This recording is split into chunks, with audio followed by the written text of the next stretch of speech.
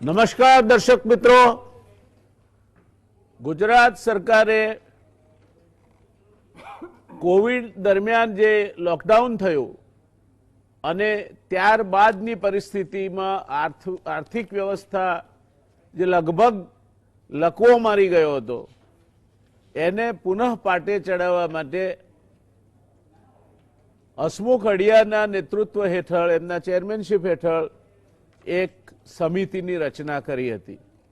આ સમિતિમાં રવિન્દ્રભાઈ ધોળકિયા જે આઈઆઈએમના પ્રોફેસર હોવા ઉપરાંત રિઝર્વ બેંક ઓફ ઇન્ડિયાના મોનિટરી પોલિસી સમિતિના પણ સભ્ય છે, પ્રદીપ શાહ, મુકેશ પટેલ જેવા નિષ્ણાતો આ સમિતિના સભ્યો હતા। 35 જેટલી બેઠક કાં તો ફિઝિકલ અથવા વર્ચ્યુઅલ થઈ અને એ 15 દિવસમાં થઈ, એટલે સરેરાશ દિવસની અઢી બેઠક કરીને આ સમિતિએ વ્યાપક ભલામણો કરી છે અને એ ભલામણોમાં urban infrastructure, housing, town planning, sustainable urban development, અસંગઠિત ક્ષેત્ર, governance, online service delivery, transport, આરોગ્ય, બંદરો, બંદરીય વિકાસ, ઇન્ટરનેશનલ ફંડિંગ, પેસેન્જર ટ્રાન્સપોર્ટમાં સુધારા, investment promotion, single window new enterprise, ease of doing business, પ્રવાસનને ઉત્તેજન,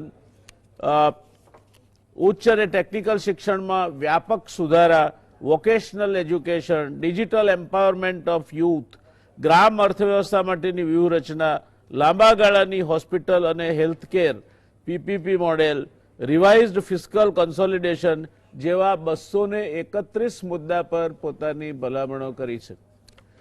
આપણે એની ચર્ચા કરીશું આજે। એક ખૂબ જ સક્ષમ અને વિદ્વાન કહી શકાય એવી પેનલ આપણી સાથે છે। પ્રોફેસર બકુલભાઈ ધોળકિયા, આઈઆઈએમના પૂર્વ ડિરેક્ટર અને દેશના શ્રેષ્ઠ અર્થશાસ્ત્રી, એમની આથી વિશેષ ઓળખાણ ગુજરાત સમાચાર ટીવીના દર્શકો માટે જરૂરી નથી। યતીન્દ્રભાઈ પણ અગાઉ આપણા ચર્ચામાં આવી ગયા છે। કેએચએસ મશીનરી પ્રાઇવેટ લિમિટેડના એ મેનેજિંગ ડિરેક્ટર છે। આ કંપની ભારતમાં હોવા છતાં પણ જર્મન સહયોગથી વિશ્વમાં કોઈ પણ આ પ્રકારના ઉત્પાદનને ટક્કર મારે એવી મશીનરીનું ઉત્પાદન કરે છે ને એ માટે એણે એવોર્ડ પણ મેળવ્યો છે। ત્યાર પછી આપણી સાથે સ્કાઇપીથી જોડાય છે ભાઈ શ્રી પ્રોફેસર હેમંત કુમાર શાહ, જે અર્થશાસ્ત્રી છે, શિક્ષણવિદ પણ છે અને એ જ રીતે ગુજરાત ચેમ્બર ઓફ કોમર્સના જે સિનિયર સભ્યો કહેવાય તે ઉપરાંત પોતે પોતાની આગવી રીતે ઉદ્યોગપતિ પણ એવા શૈલેષભાઈ પટવા પણ આપણી સાથે આ ચર્ચામાં જોડાશે। એટલે બે અર્થશાસ્ત્રી, એક વિશ્વ કક્ષાના કોલાબરેશન સાથે પોતાનો ઉદ્યોગ ચલાવતા અમદાવાદ મેનેજમેન્ટ એસોસિએશનના પ્રમુખ રહી ચૂકેલા એવા ભાઈ યતીન્દ્રભાઈ અને શૈલેષભાઈ જે વેપારી અગ્રણી એટલે વેપારી આલમના અગ્રણી છે, ઉદ્યોગપતિઓમાં અગ્રણી છે અને પોતાનો ઉદ્યોગ પણ ચલાવે છે, એટલે જોડો ક્યાં ડંખે છે એનો એમને સીધો અનુભવ છે। દર્શક મિત્રો, ચર્ચા શરૂ કરીએ તે પહેલા કેટલાક દેશોએ કોવિડના આ જે પ્રકોપ થયો અને એના પરિણામે એમના જે સકલ ઘરેલું ઉત્પાદન જેને કહેવાય એમાં જે ઘટાડો થયો, બેકારી સર્જાઈ, અર્થવ્યવસ્થામાં જે અફરાતફરી મચી, એને લક્ષ્યમાં લઈને પોતાના દેશની અર્થવ્યવસ્થાને ઉગારવા માટે આર્થિક સહાય, ડેફરલ અથવા અન્ય સહાયના પેકેજ જાહેર કર્યા છે। એમાં સૌથી ટોચ પર જર્મની છે, એણે 60% જીડીપી આ પેકેજ માટે સુનિશ્ચિત કરીને જાહેરાત કરી છે। ઇટાલી ત્યારબાદ આવે, એ 44%, ફ્રાન્સ 26%, યુકે એટલે કે બ્રિટન 21%, અમેરિકા 14% અને સ્પેન 12%. હવે આ જે કુલ પેકેજ છે એમાંના મોટા ભાગના દેશોએ 10% ઇમિડિયેટ ફિસ્કલ એટલે તરત નાણાકીય લાભ મળે તે પ્રકારના પેકેજ આપે છે. જાહેર કર્યું કે આટલી તમને સહાય મળશે એ તરત બીજા દિવસે જમા થઈ જાય. તમને બેકારી ભથ્થા તરીકે આટલો પગાર મળશે, જમા થવા માંડે. ત્યાર પછી 40% જેટલી રકમ એ ડેફરલ એટલે તમને કોઈ વસ્તુ ટેક્સ ભરવાનો હોય તો એના માટે મોકૂફી આવે, બીજી કોઈ રીતે મોકૂફી આવે, અન્ય ફિસ્કલ બેનિફિટમાં જે કન્વર્ટ થઈ શકે તેવા હોય તેવી સવલતો, અને 50% ગેરંટી અથવા મોટા ફાયદા મળે અને લિક્વિડિટી વધારે તેવી પણ નોન ફિસ્કલ, જેને તમારા ગજવામાં તાત્કાલિક કંઈ ના આવે, તમારે લેવું હોય તો દેવું લેવાનું, સરકાર ગેરંટી આપે પણ ગજવામાં કંઈ ના આવે, આ પ્રકારના પેકેજ વૈશ્વિક કક્ષાએ જાહેર થયા છે. ભારતનું પેકેજ આપણે આજે ચર્ચા નથી કરતા એટલે એને નહીં અડીએ, પણ ગુજરાતના પેકેજથી શરૂઆત આપણે કરવી છે અને એ ચર્ચાની શરૂઆત આપણે બકુલભાઈથી કરવી છે. કારણ કે બકુલભાઈએ આ આખો અહેવાલ એ બહુ ઝીણવટપૂર્વક વાંચ્યો છે, એમને સમય મળ્યો એમાં, અને એમની પાસેથી આપણે વિહંગાવલોકન લઈ અને આગળ ચાલીશું તો મને લાગે છે કે એ બહુ ઉપકારક વાત બની રહેશે. એટલે બકુલભાઈ સાહેબ, આપને વિનંતી કરવાની કે આ જે પેકેજ રાજ્ય સરકારે જાહેર કર્યું એના વિશિષ્ટ મુદ્દાઓ કયા છે અને એના સારા પાસા કયા છે, એના નરસા પાસા કયા છે. જયનારાયણભાઈ, રિપોર્ટ વાંચવો અને રિપોર્ટની તૈયારીમાં ભાગ ભજવવો એ બે ઘણી જુદી વસ્તુ છે. એટલે વિહંગાવલોકન હું કરીશ, પરંતુ એને હું મારા એંગલથી કરીશ કે વોટ આઈ કન્સિડર એઝ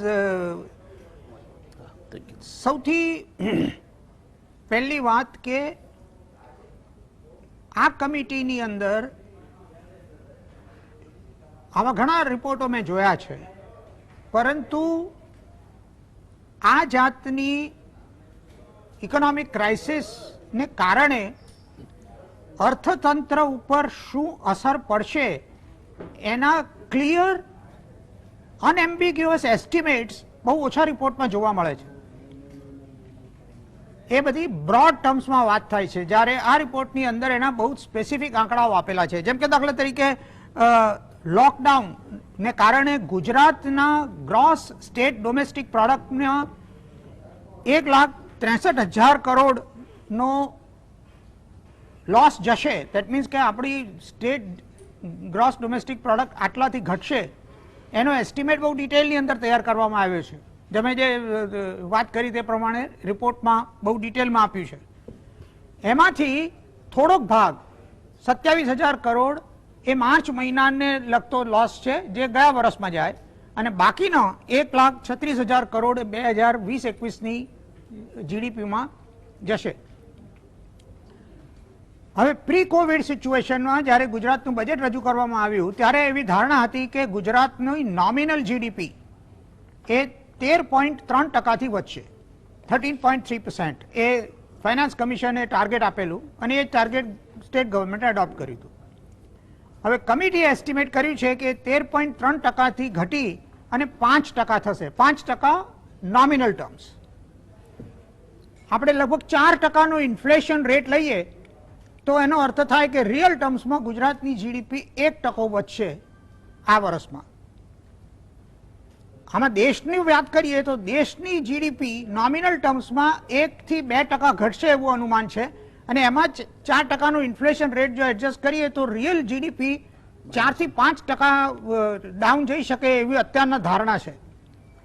એટલે પહેલી વાત તો એ કે Gujarat will be one of the very few states in the whole country કે જેની ગ્રોસ ડોમેસ્ટિક પ્રોડક્ટ આ કોવિડ જેવા કપરા કાળમાં પણ નેગેટિવ નહીં હોય, એનો ગ્રોથ નેગેટિવ નહીં હોય, એ પોઝિટિવ હશે, જે આપણે માટે એક ઘણું પોઝિટિવ પાસું છે. પરંતુ આ આંકડાઓનો અર્થ એ પણ થાય છે કે આપણી ફિસ્કલ પોઝિશન બહુ જ ખરાબ થઈ જશે. આપણી ફિસ્કલ પોઝિશન સદ્ધર હતી, પરંતુ આ કોવિડને કારણે we will be pushed to the wall. અને રાજ્યનો ફિસ્કલ ડેફિસિટ જે 1.7 થી 1.8% ઓફ જીડીપી નો અંદાજ હતો અંદાજપત્રમાં, એ કદાચ વધીને લગભગ 3.5% જેટલો ફિસ્કલ ડેફિસિટ થઈ જાય. એટલે આને કારણે અને આ ફિસ્કલ ડેફિસિટ થશે એ કોઈ જાતના પેકેજ કે મેજર્સ વગરના ડેફિસિટની વાત થઈ રહી છે. એટલે ધીસ મીન્સ કે સેન્ટ્રલ ગવર્મેન્ટની પોઝિશન અલગ છે, પરંતુ ગુજરાત સ્ટેટમાં કોઈ પણ ડાયરેક્ટ ફાઇનાન્શિયલ બેનિફિટ માટે ફિસ્કલ સ્પેસ બહુ જ લિમિટેડ છે.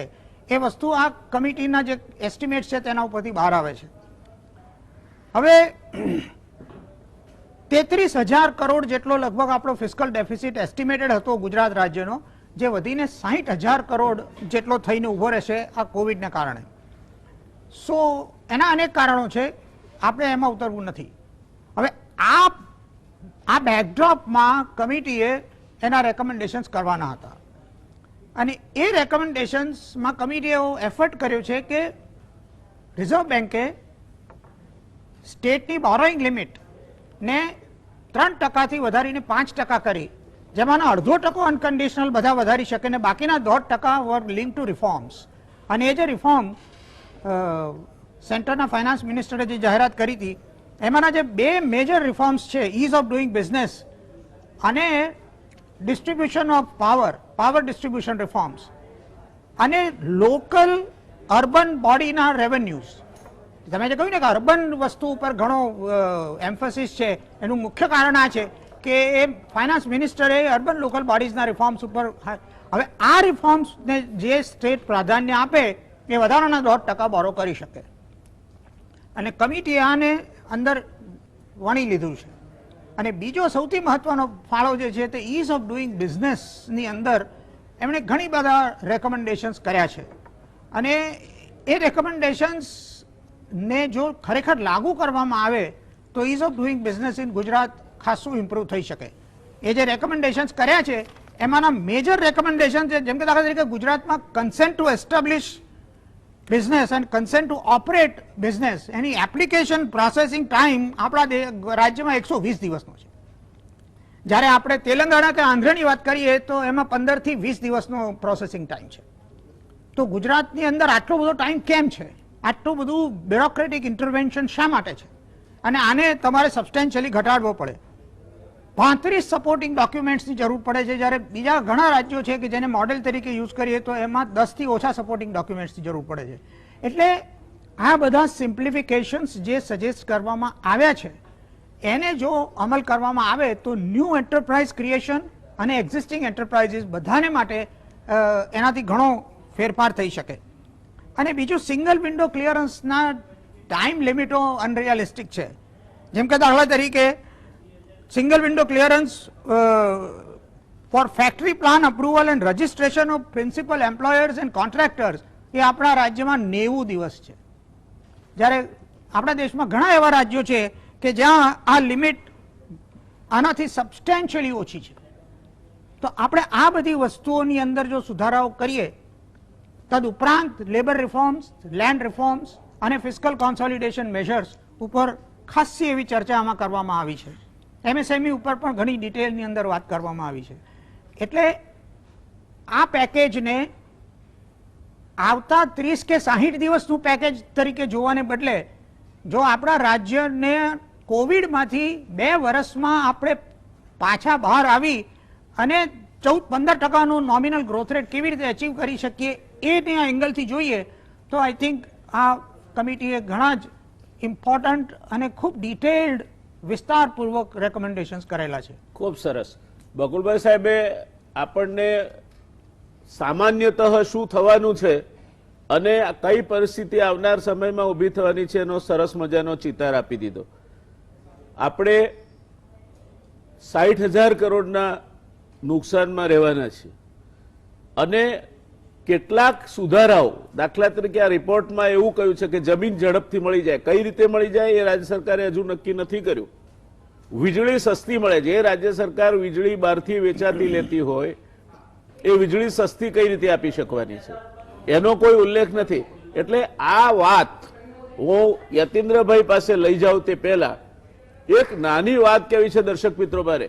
એક ચોરા ઉપર બધા બેઠા હતા, ગામ ગપાટા ચાલતા હતા અને ત્યાંથી કોઈક માણસ બેગ લઈને હાથમાંથી નીકળ્યો એટલે કોઈકે કહ્યું કે આ જમવા ટાણે મહેમાન આપણા ગામમાંથી જાય સારું ના કહેવાય, એટલે આગ્રહ કર્યો એને કે મહેમાન રોકાઈ જાઓ, મહેમાન રોકાઈ જાઓ, મહેમાન રોકાઈ જાઓ. પેલો રોકાણો અને પછી એને પૂછ્યું કે હું રોકાઈ તો જાઉં પણ મારે રોટલા કોના ત્યાં ખાવા એ તો કહો. અને ત્યારે ડાયરાએ એક અવાજે કીધું કે હા એ મુદ્દાની વાત છે.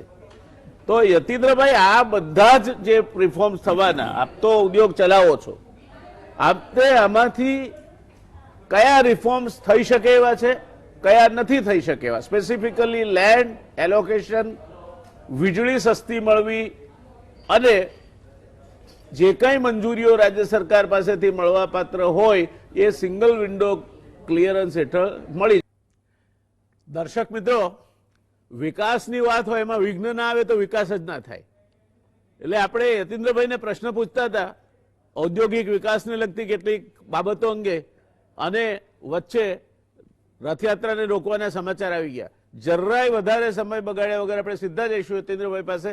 યતીન્દ્રભાઈ, આ ease of doing business, single window, સસ્તી વીજળી, જોઈએ તેટલું પાણી, જમીન જુઓ એટલે તરત મળી જાય, આ બધું શક્ય લાગે છે તમને?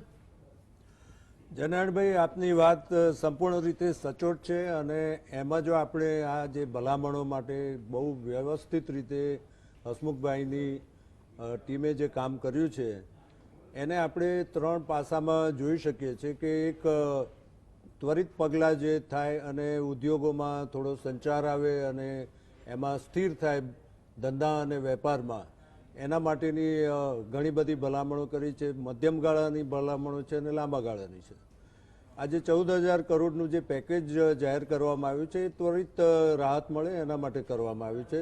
એમાં અલગ અલગ ઉદ્યોગો છે કે પછી ખેડૂતો છે, દરેક પાસાઓને આવરીને એમણે ભલામણો કરી છે. નાના વેપાર છે, નાના વેપારીઓ છે, દરેકને કંઈક ને કંઈક રાહત મળે એના માટેનો પ્રયત્ન કરવામાં આવ્યો છે.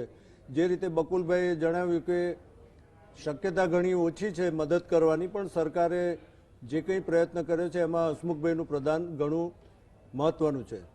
હવે આપણે મુખ્ય મુદ્દા ઉપર જઈએ કે ભાઈ જે ઉદ્યોગો માટે નવો સંચાર થાય, લાંબા ગાળાનો લાભ થાય, વિકાસ થાય, એના અલગ અલગ પાસાઓને જો આપણે ગંભીરતાથી જોઈએ તો વીજળી સસ્તી મળવાનું એ સરકારના હાથમાં છે નહીં.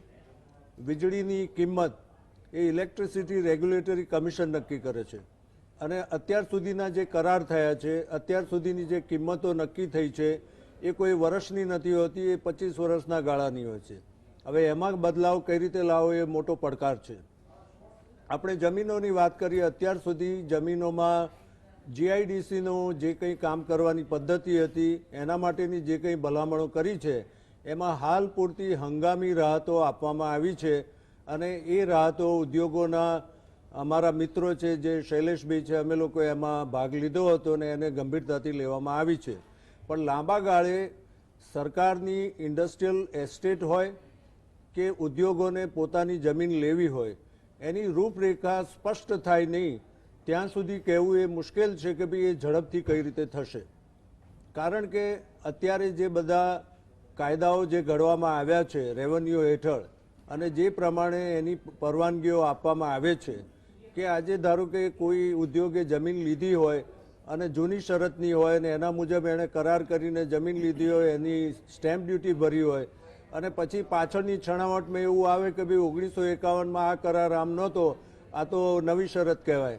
એટલે આ રીતની આટી ઘૂંટીઓમાંથી ઉદ્યોગોને સરકાર કઈ રીતે બહાર કાઢશે એ બહુ મહત્વનો સવાલ છે. અમે આશા રાખીએ કે ઉદ્યોગો માટે સરકાર ગંભીરતાથી આમાં વિચાર કરે અને એમાં વ્યવસ્થિત સુધારાઓ લાવે અને ત્વરિત રીતે લાવે.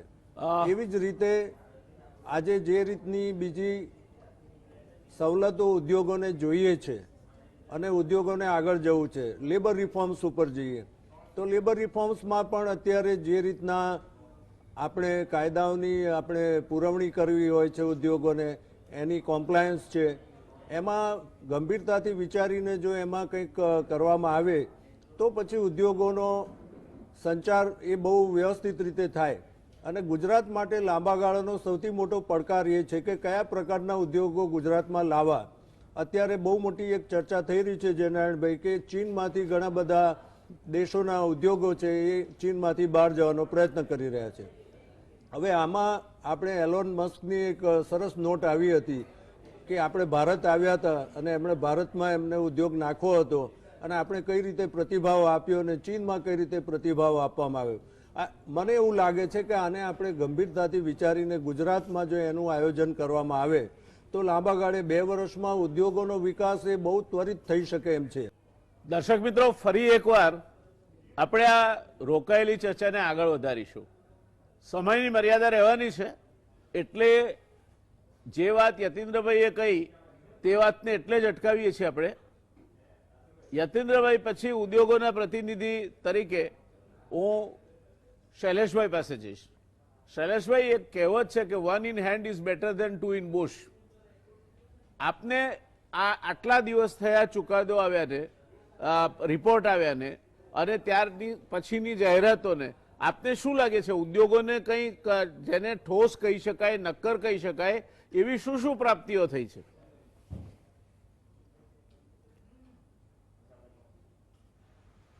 સૌથી વધુ જે જીઆઈડીસીના અમારા પ્રોબ્લેમ હતા ઉદ્યોગોને કે નોન યુટિલાઇઝેશન ચાર્જીસ અને એ પેનલ્ટી જમીનની વેલ્યુના 2% પ્રમાણે જીઆઈડીસી વસૂલ કરતી હતી અને એ ખૂબ જ હ્યુજ અમાઉન્ટમાં અમારે પૈસા ભરવા પડતા હતા. કે તમે 6 મહિનાના છેલ્લા બિલ હોય, હવે ધારો કે ફાઇનાન્સ લીધે કોઈ ફેક્ટરી બંધ થઈ કે કોઈ ફેક્ટરીમાં ફાયર થઈને ફેક્ટરી બંધ રહી તો લાઇટનું બિલ ના હોય એટલે એમને નોન યુટિલાઇઝેશન શૈલેષભાઈ, આપને રોકવા માંગીશ. મારો પ્રશ્ન એ છે, શૈલેષભાઈ, મારો પ્રશ્ન એ છે કે આપણે પહેલા પણ આપ ચર્ચામાં હાજર હતા ત્યારે એક મુદ્દો એવો આવ્યો હતો કે લિક્વિડિટી અત્યારે મોટો પ્રશ્ન છે ઉદ્યોગોને.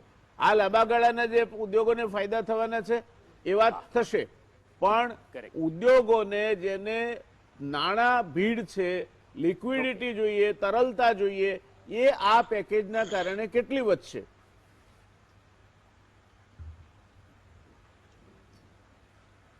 સ્ટેટ ગવર્મેન્ટના પેકેજમાં કોઈ પણ નાણાકીય રાહત એમણે લિક્વિડિટી આપવાની કરી નથી. જે છે એ સેન્ટ્રલ ગવર્મેન્ટે બેન્કોને, કારણ કે કોઓપરેટિવ બેન્કો એમ કહે છે કે અમારે આ પૈસા આપવાના થતા નથી. મોસ્ટ ઓફ ધી આપણી ગુજરાતની ઇન્ડસ્ટ્રી, ટ્રેડ એ કોઓપરેટિવ બેંકથી ચાલે છે હજુ પણ. તે લોકોને આની કોઈ નાણાકીય મળ્યા નથી એટલે એ લોકો રિક્વેસ્ટ કરી રહ્યા છે કે અમને કોઓપરેટિવ બેન્કોને પણ આ રીતની સૂચના આપવામાં આવે કે જેથી કરીને એ લોકો પણ આ નાણાકીય 10%, 20% જે આપવાના છે એ આપે.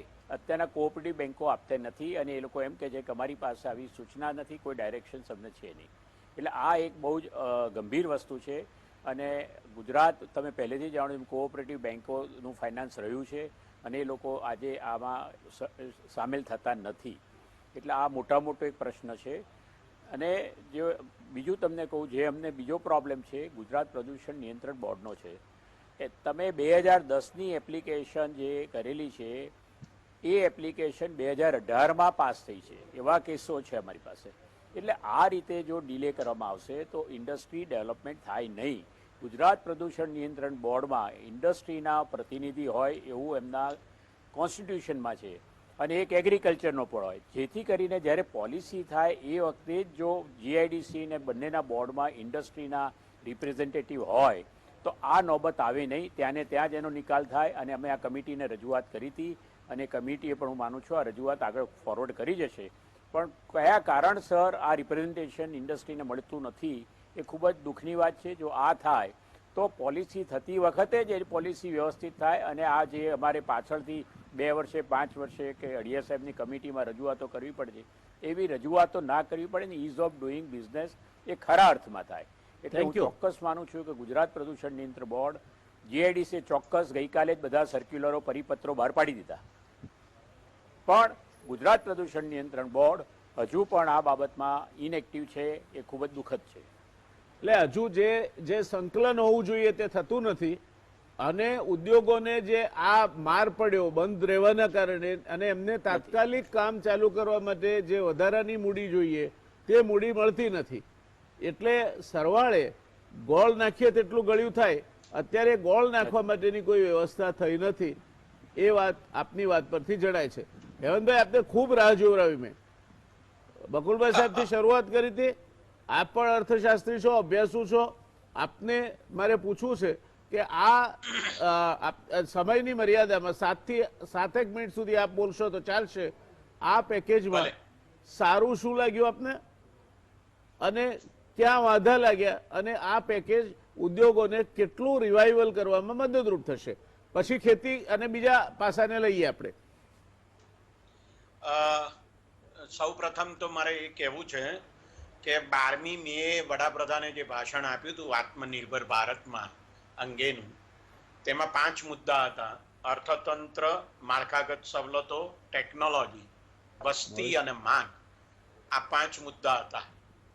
હવે મને આ અડિયા સમિતિની જે 231 ભલામણો છે, હું આખો રિપોર્ટ નથી વાંચી શક્યો કારણ કે 168 પાનાનો છે, પણ જે 231 ભલામણો છે એનો સંપૂર્ણપણે મેં અભ્યાસ કર્યો તો મને એવું લાગે છે કે ગુજરાતમાં જે મહત્વની તકલીફ અત્યારે આખા દેશમાં છે તે ગુજરાતમાં પણ છે, અને તે બજારમાં માંગ ઊભી કરવાની છે. અને અડિયા સમિતિએ જે ભલામણો કરેલી છે, આ 231 ભલામણો વાંચ્યા પછી મને એમ લાગે છે કે બહુ જ નજીકના ભવિષ્યમાં બજારમાં માંગ ઊભી થાય એવું કશું અત્યારે આ અડિયા સમિતિએ કહ્યું નથી. બેઝિક એપ્રોચ અને ફાઇનાન્શિયલ એપ્રોચ એટલે પાયાનો અભિગમ અને નાણાકીય અભિગમ એમ કરીને એમણે કેટલાક મુદ્દા કહ્યા છે. એમાં એક બાબત જે બેઝિક એપ્રોચ છે એમાં એમણે એમ કહી છે, અને એ ઘણી સારી વાત છે, અને તે એ છે કે new age service sector state આપણું બનવું જોઈએ. ગુજરાતની એક પોતાની બ્રાન્ડ ઊભી થવી જોઈએ સર્વિસ સેક્ટરમાં. અને એમણે એમ કહ્યું છે કે આપણે ઉત્પાદન એટલે કે મેન્યુફેક્ચરિંગ ક્ષેત્રને બહુ મહત્વ આપીએ છીએ, પણ સેવા ક્ષેત્ર ઉપર પણ આપણે વધારે ધ્યાન આપવાની આવશ્યકતા છે. મને લાગે છે કે આ મુદ્દો ખરેખર ખૂબ મહત્વનો છે.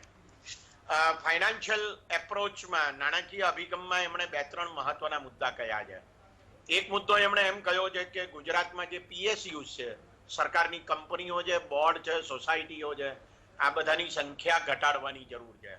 વાત બિલકુલ સાચી છે, આ સંખ્યા ઘટાડવાની આવશ્યકતા છે. એમણે એમ પણ કહ્યું છે કે યુઝર ચાર્જીસ વધારવા જોઈએ, ખાસ કરીને પાણી, ગટર, પ્રવાસન વગેરે બાબતોમાં, અને દર વર્ષે ઓટોમેટિકલી 4% વધારો એમાં થાય એવી રીતે એ સુધારા થવા જોઈએ. હું આ વાત સાથે બિલકુલ સંમત છું. એનું કારણ એ છે કે ખાસ કરીને નગરપાલિકાઓ અને મહાનગરપાલિકાઓ જે સેવાઓ પૂરી પાડે છે, પાયાની સેવાઓ એટલે કે પાણી, ગટર વ્યવસ્થા, રસ્તા, ફૂટપાથ, વીજળી, રસ્તા ઉપર વીજળી અને બગીચા, રસ્તાની વચ્ચે ફુવારા, આવું બધું જે કંઈ સેવાઓ પૂરી પાડે છે એના જે યુઝર ચાર્જીસ છે એ અત્યંત ઓછા છે. હું અમદાવાદમાં રહું છું અને મેં ગણતરી કરી મ્યુનિસિપાલિટી જે મને દર વર્ષે વેરો લગાડે છે એના સંદર્ભમાં, તો હું માત્ર ₹2.25 અમદાવાદ મ્યુનિસિપલ કોર્પોરેશનને રોજના આપું છું, જેમાં 1000 લીટર પાણી એટલે મારા ભાગે ગણું તો 200 લીટર પાણી મને મળે છે, અને સાથે સાથે બીજી બધી સગવડો મળે છે. એટલે યુઝર ચાર્જીસ વધારવા જોઈએ, એમાં પણ કોઈ શંકાને સ્થાન નથી. અને જે મારા માટે જે બહુ ચિંતાજનક મુદ્દો છે તે એ છે કે ઉચ્ચ શિક્ષણના સંદર્ભમાં એમણે મેન પાવર વિશે વાત કરેલી છે રિપોર્ટમાં, અને એમાં એમણે એવું કહ્યું છે કે કુલ શિક્ષણ પાછળનું જે ખર્ચ છે 2020-21માં એ 32,000 કરોડ રૂપિયા જેટલું છે, પણ ઉચ્ચ શિક્ષણ અને ટેકનિકલ શિક્ષણ માટેનું જે ખર્ચ છે એ 3,661 કરોડ રૂપિયા જેટલું જ છે. હવે આ વધારવું જોઈએ, પણ એ કેવી રીતે વધારવું, કેટલું વધારવું, એને વિશે અડિયા સમિતિએ કશું કહ્યું નથી. જો કુલ બજેટના શિક્ષણના ખર્ચના સંદર્ભમાં વિચારીએ તો એ 14.7% છે, અને ગુજરાતની જીડીપીના સંદર્ભમાં જો વિચારીએ તો માત્ર 1.7% જેટલું છે.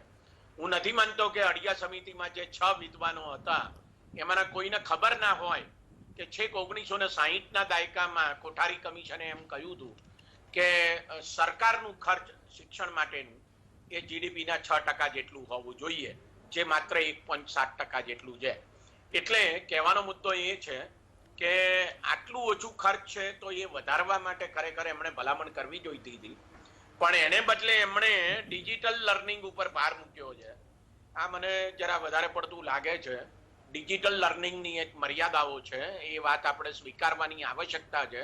ગુજરાત સરકાર અત્યારે ડિજિટલ લર્નિંગ ઉપર પાછળ પડી ગઈ છે. એની પાછળ ઉચ્ચ શિક્ષણમાં તો માઇક્રોસોફ્ટ ટીમ્સ દ્વારા એક એપ આવી છે, એ એપ દ્વારા એમ કે ટીચિંગ શરૂ કરી દો તમે, એમ કરીને એની પાછળ પડી ગઈ છે.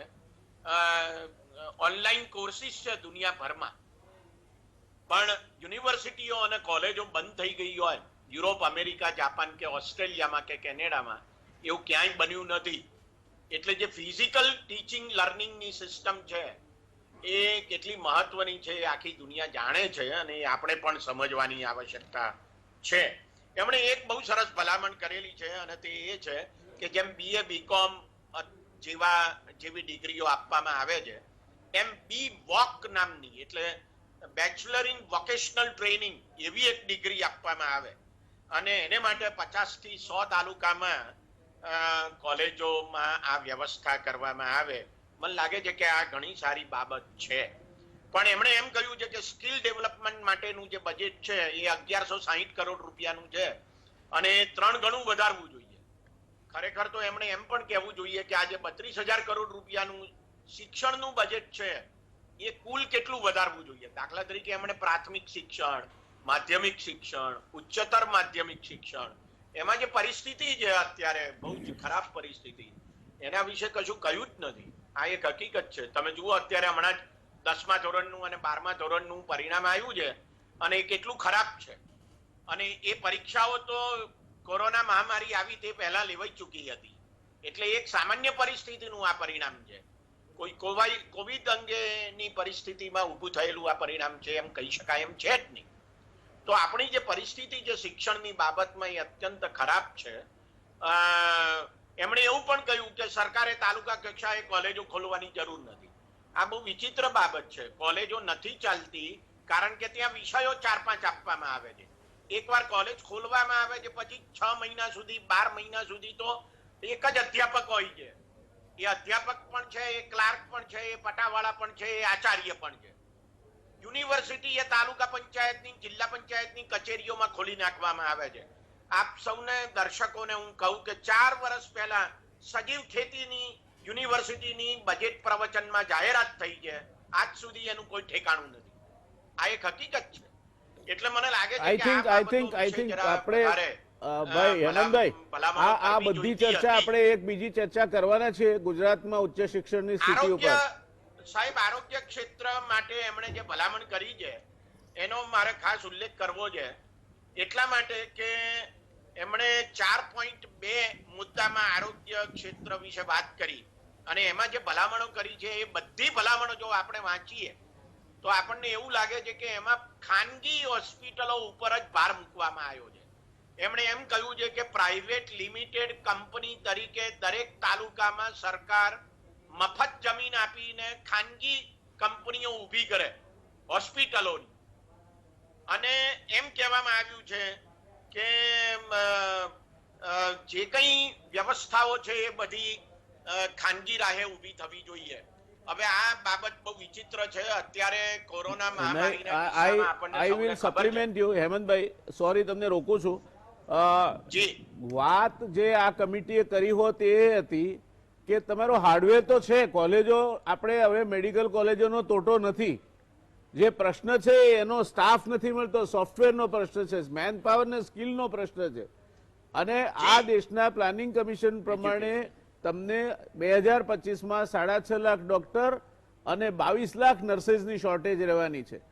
એના ઉપર એક શબ્દ પણ નથી લખાયો. અને નવી હોસ્પિટલો કરવાની વાતો તમે કરો છો, પણ એને ચલાવવાવાળા માણસો ક્યાંથી લાવશો? બરાબર. એટલે એ વાત આપણે ફરી પેલામાં લઈશું, ચર્ચામાં આપણે આવવાના છીએ મુદ્દા પર. હું સમયની મર્યાદા છે એટલે આપને સામાન્ય રીતે આપણા ચર્ચામાં એવો શિરસ્તો છે કે કોઈ પણ નિષ્ણાતને વચ્ચે બોલતા અટકાવવા નહીં. આજે મારી મજબૂરી છે કે થોડું ઘણું ક્યાંક ને ક્યાંક સમય કાપવો પડશે. શૈલેષભાઈ, તમારી પાસે આવું છું.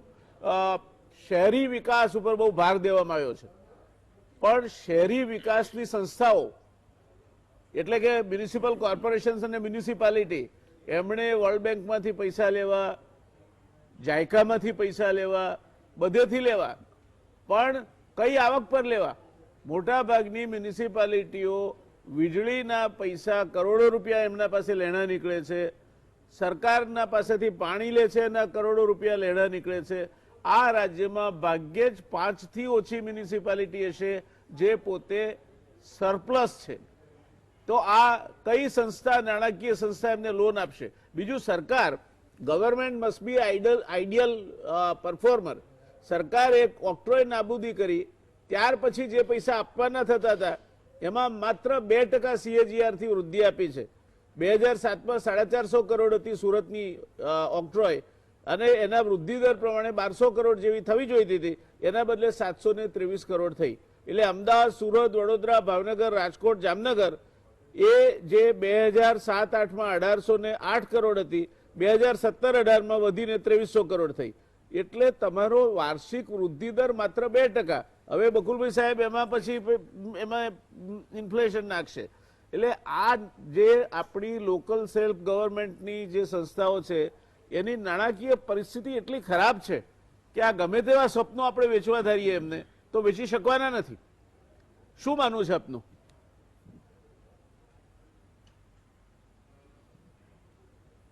ચોક્કસ વાત સાચી છે, કારણ કે આજે તમે કોઈ પણ તમને લોન આપશે તો તમારે એની રેવન્યુ જનરેટ કેવી રીતે કરવાના છો એ જોઈને જ પૈસા આપશે. એ તો બહુ સાચી વાત છે. એટલે જે રીતે કહ્યું કે 4%નો વધારો દર વર્ષે જો આ કરે, પણ દુઃખની વાત એ છે કે સાથે સાથે કે રોડ તમે જુઓ, તમે ડ્રેનેજ જુઓ, જે કોર્પોરેશન જે કંઈ કામ કરે છે એમાં હું માનું છું 5 થી 6 ગણા પૈસા એ કામમાં વાપરે છે. 1 રૂપિયાની સામે 6 રૂપિયા વપરાય છે. એ જો કંટ્રોલ કરવાની ખૂબ જ જરૂર છે. આજે તમે કહો કે અમે નરોડામાં રોડ બનાવ્યા છે, આજે 10 વર્ષથી તૂટ્યા નથી, અને એ જ અમે જાતે બનાવેલા રોડ જો 10-10, 12 વર્ષ સુધી તૂટતા ના હોય, આજની તારીખમાં પણ 2007નો રોડ આજે પણ નવો લાગતો હોય, તો આ લોકોના રોડ કેમ તૂટે છે એ ખૂબ જ મુદ્દો ગંભીર છે. આપની વાત સાચી છે. ખર્ચાને કંટ્રોલ કરે. આશ્રમ રોડ પર ગાબડા નથી પડતા, વર્ષો પહેલા રોડ થયો છે, અને જે વિકસતા વિસ્તારો છે એમાં થયેલા રોડમાં પહેલો વરસાદ આવે એટલે ખાડા પડી જાય છે, તો રાત્રે ઉભા રહેતા હતા. હા, એટલે વાત સાચી છે. આપની સંમત થાઉં છું શૈલેષભાઈ. સમય ઓછો છે આપણી પાસે, કોલર હોતો જ નથી, 2 પાઇપો મૂકી દે છે. વાત સાચી છે આપની, સંપૂર્ણ સાચી છે. પણ આપણે આ ચર્ચા માટે ફરી મળીશું. આ બધા પ્રશ્નો મેનેજમેન્ટના પ્રશ્નો છે, સરકારની નિર્ણાયક શક્તિના અને સુપરવાઇઝરી એટલે કે એના ઉપર ધ્યાન રાખીને કામ કરાવવાના પ્રશ્નો છે. આ પ્રશ્નો એ નાણાકીય પ્રાપ્તિ કરતા પણ વધારે ગંભીર પ્રશ્નો છે કે જે પ્રાપ્ત છે, જ્યારે નાણાં ઓછા છે ત્યાં સારી રીતે વપરાવા જોઈએ, એના બદલે ઓછા છે તે બેફામ રીતે વપરાય છે, ગુણવત્તાનું ધ્યાન રખાતું નથી. અને આ જે સ્થાનિક સ્વરાજની સંસ્થાઓ છે એમાં કોઈ પૂછવા વાળું નથી. એમના અધિકારીઓ એ પોતે આખા જાણે જુદો દેશ હોય તે રીતે વર્તે છે. એટલે આ બધી જ બાબતે આપણે ચર્ચા કરીશું. આજે કમનસીબે રથયાત્રાને લગતો હાઈકોર્ટનો ચુકાદો આવવાના કારણે સમય બધાને નથી મળી શક્યો. એટલે આ ચર્ચાના કન્વીનર તરીકે હું આપ સૌની દિલગીરી વ્યક્ત કરું છું. બંને ચર્ચાઓ ખૂબ વિગતવાર ચર્ચા માગી લે છે. આપ સૌએ સમય ફાળ્યો, ચર્ચામાં જોડાયા, એ માટે ખૂબ ખૂબ આભાર. દર્શક મિત્રો, આ અહેવાલ આવ્યો એમાં ખરેખર કોના ગજવામાં શું આવ્યું એ પ્રશ્નનો આપણે વધારે સારી રીતે જવાબ મેળવી શક્યા હોત. શૈલેષભાઈએ એનો ફોડ પાડી દીધો કે રોકડા પૈસા અથવા તો ફદિયા જે પૈસા જોઈતા હતા લિક્વિડિટી માટે એવા કોઈને મળે એવું અત્યાર સુધી કંઈ થયું નથી. અને કોઓપરેટિવ બેંકોને રિઝર્વ બેંક મંજૂરી આપશે કે નહીં એ પણ એક યક્ષ પ્રશ્ન છે. એટલે અહેવાલ ખૂબ જ સારો છે લાંબા ગાળાની વ્યૂહરચનાની બાબતમાં. પણ એ તો એક વિખ્યાત અર્થશાસ્ત્રીએ કહ્યું છે કે in the long run everybody is dead. એટલે આપણે આ ચર્ચા અહીં અટકાવીશું. ફરી પાછું એક નવા વિષય સાથે વિગતવાર ચર્ચા માટે ફરી મળીશું. શુભરાત્રિ. આભાર.